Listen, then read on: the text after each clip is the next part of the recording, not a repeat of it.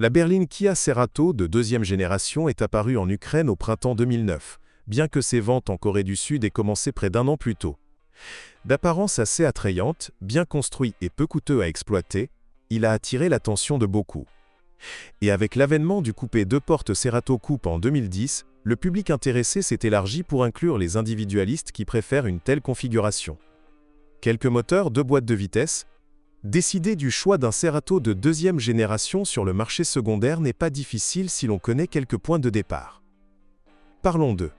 On tient également compte du fait que fin 2010, la berline a été modernisée. La manuelle à 5 vitesses et la fiable mais archaïque automatique à 4 vitesses ont cédé la place aux transmissions à 6 vitesses.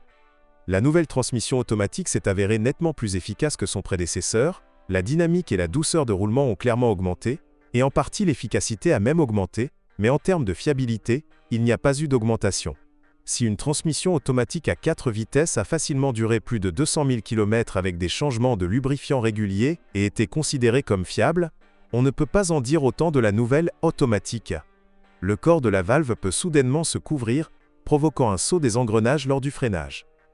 Et si le capteur de position du sélecteur se met en grève, le mode de fonctionnement d'urgence du convertisseur de couple est activé. Tout ne se passe pas bien avec la transmission manuelle. Il est arrivé qu'au bout de 100 000 km, les embrayages de synchronisation et les anneaux de blocage du 3e étage aient cédé. Pourquoi peut-il être difficile d'engager la 3e vitesse sans un bruit de craquement désagréable?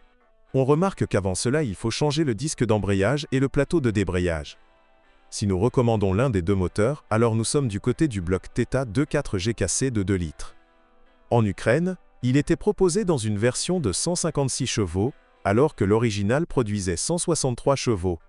Évidemment, un petit rétrogradage était prédéterminé par la qualité du carburant.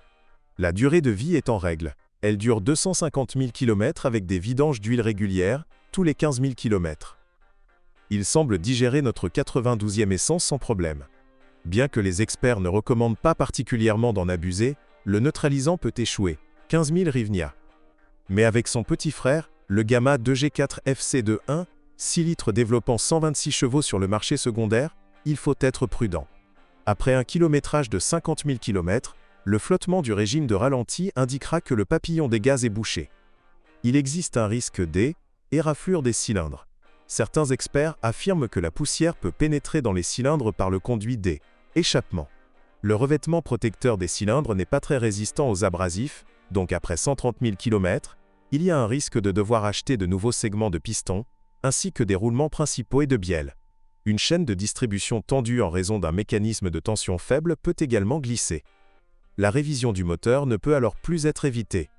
La maladie peut être identifiée par une perte notable de dynamique.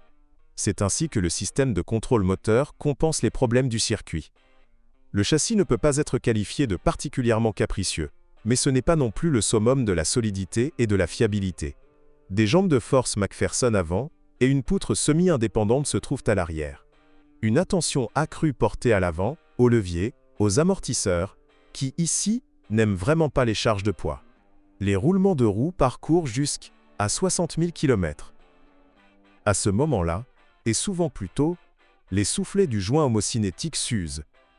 Les économies sur la protection entraîneront rapidement des coûts pour un nouvel entraînement. L'ensemble arbre de roues avec charnière coûte environ 7000 hryvnia. De l'arrière, tout semble plus fiable, même si les charges de poids ici affectent également négativement les pièces de suspension jusqu'au réglage des ressorts.